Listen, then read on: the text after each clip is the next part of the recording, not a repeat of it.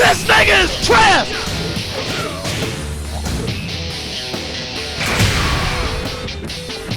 King of Iron Fist Tournament. Enter the Tekken.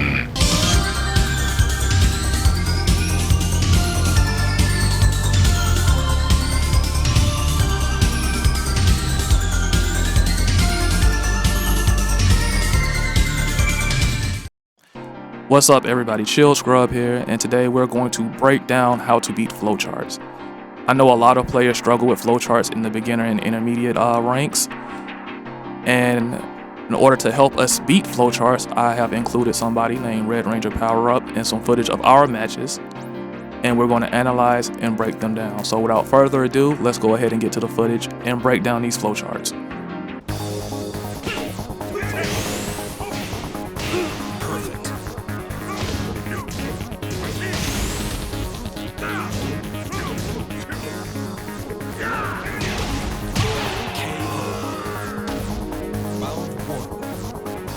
Alright, so I've seen a lot of frustrated people when I see Tekken 7 gameplay or PC, PS4, no matter what platform you own. I see a lot of frustrated players and they wonder why they lose to players that they know they're clearly better than, but somehow the person pull off the dub. People like Red Ranger Power Up, Red Ranger, whatever he want to call himself.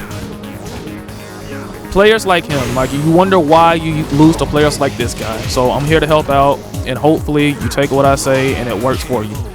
So when it comes to understanding players like Red Ranger, people that flowchart a lot, you have to understand the mindset of the player. If you don't understand the mindset of the player, you're gonna always lose. So let's take, for example, Red Ranger in this match right here.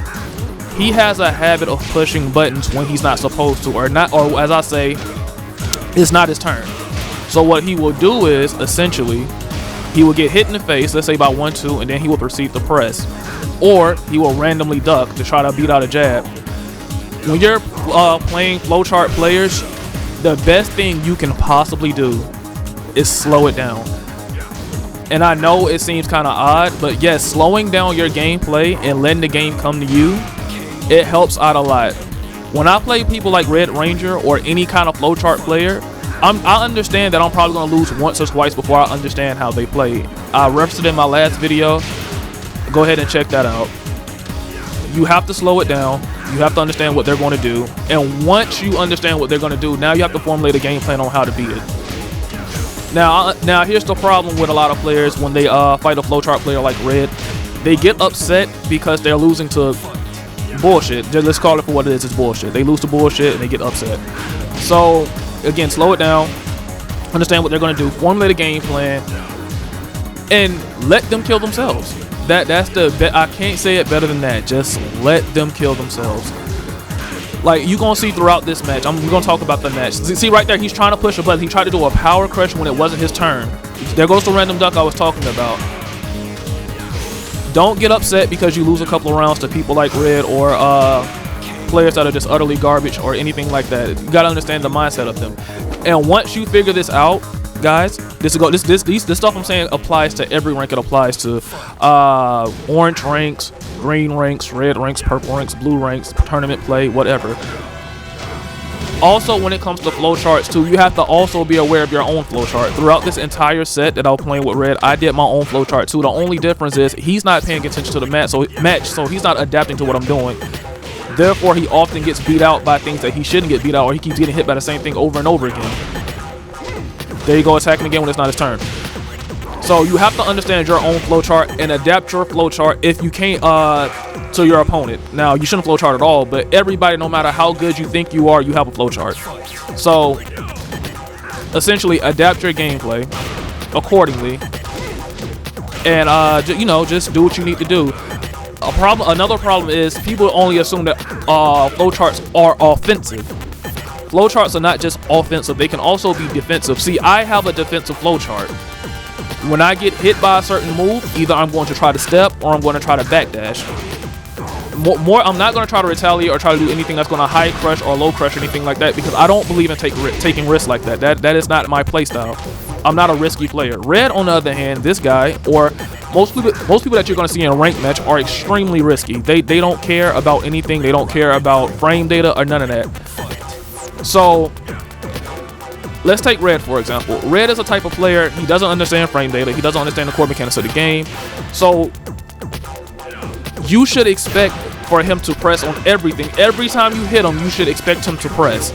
There's not a time where he's not going to press a button. So when you're fighting him and you're down on health, I made the same mistake.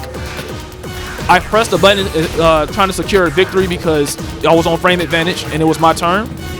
And I ended up losing because he just mastered Rage Art. You have to understand that also Tekken 7 is catered to the beginner players like Red so they can feel better about achieving BS ranks, right?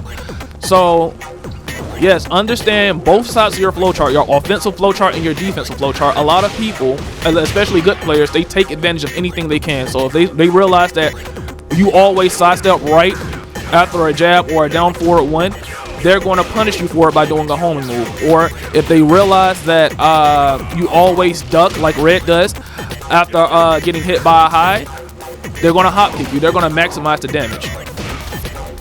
So yes, the thing about beating flowcharts, the biggest thing you have to do again, essentially, is just read your opponent. I know it sounds hard, but you kind of have to flow with the match, stop what you're doing, and try your hardest to read your opponent. If you don't read your opponent when against a flowchart player, you're just going to get frustrated and you're going to keep losing over and over and over again. Again, I want to show y'all through the gameplay too, so y'all just don't. I want y'all to see for yourself that I'm not just talking it, I'm actually doing it. I don't want anybody to lose to players like Red. See, Red is going to constantly keep doing back to one with Paul. I'm just going to block and punish because one, he doesn't charge it. So if he does charge it, I can step it. So another thing I want to talk about with flowchart players is most of them are very linear, believe it or not. They have a linear train of thinking. So sometimes a decent option select will beat a lot of the options they're going to do. In this case, when it comes to people like Red, which is majority of ranked players, I know I say this often. Here goes that Rage Art I was talking about where I got hit for pressing buttons. The best thing you can possibly do is just block. Backdashing, blocking are your friends. Sidestepping is great too, but you also have to sidestep count. So you don't want to just sidestep for no reason and then you end up getting popped and then you're going to be mad. So blocking, backdashing, and again, whiff punishing is great. I've done that all throughout this set. It works tremendously against players like Red, and then they end up getting frustrated. Once they run out of tricks, they have nothing left. That's the biggest thing. Another big thing about a flowchart. Once you beat the flowchart, you beat the player. Like, there's a dozen players like Red, bro. Like, again, just like that, pressing when it's not his turn. So again, man, don't ever get frustrated. And that's one of the last things I want to mention. When it comes down to fighting a flowchart player, bro, it's a test of your mentality, bro. I cannot stress this enough with Tekken players, man. Once you get upset and frustrated by the player's playstyle or whatever have you, you're doomed. You're going to lose and you're going to be mad and you're going to send hate mail and all this other stuff. This is the prime. This is what Red does. Red loses to players that he shouldn't lose to. He loses to his own kind of gimmicks and get mad and wonder why he's losing, because Red is a linear thinker. He doesn't think outside of the box. He doesn't think ahead of the game. He plays checkers with Tekken, not chess. He just does things and hope that they work. Like that hop kick. See, extremely aggressive. That hop kick was extremely aggressive and extremely risky. Shouldn't have been doing that. But yes, mentality is the biggest thing, man. Do not get frustrated, man. And even if you are losing, if let's say you can't beat the flowchart right away, there's always the lab. Just go to the lab, set up the situation as it happened in the actual match, and see what you can do from there. Knowledge is power. This guy is just like, look at him. He's just randomly swinging. Like, the thing about a lot of flowchart players, they don't have any kind of forethought. They don't think ahead. They really don't. They just pray to God things work. So this is the last game. Pretty much wrapped it up, man. Flowchart players, you can beat them, and once you beat them, you'll understand how much you leveled up. It's not the fact that you're bad as a player. Now, some of you are bad. I'm not gonna sit there and lie. It's not that you're terrible as a player. It's not that. Sometimes it's just your way of thinking. Sometimes you're so caught up in your own flowchart, and this is why I call rank match essentially the battle of the flowcharts. One flowchart beats another, and it's rare that you actually see a player that actually adapts to somebody flowchart that actually adapts to another player. And that's where you see your JDCRs, your knees, let's say your YouTubers like the Main Man Swede, K-Wiz, and whoever else you like, Poke Shop, all of them. they adapt to the player little by little, and eventually they conquer what they seek to conquer. So if you want to really get good, man, I always say this: when you're losing to a flowchart player, stick around. Hold your L, stick around, and try to see if you can figure it out. Rather you win the round or not, it's not the purpose of beating the flowchart player. The thing is, you want to dismantle them piece by piece by piece. So let's say if it's a person like Red that always ducks, right? So you want to essentially stop him from ducking. That is your goal right there. You want to isolate that one thing and force him to do something else. It's just like playing a sport, playing basketball. This is the perfect analogy. If you know a person's only right-handed and they only drive to the right, the best thing you could possibly do is force them to go to their left. Once you shut them down, that's it. Especially if they're a one-trick pony. Like I said before, most of these flowchart players or most of these ranked match players, they are one-trick ponies. Like Red, for example, like this is his thing right here. Like he's gonna keep doing that. See how I just sidestepped that jab because he's over-aggressive with the jab.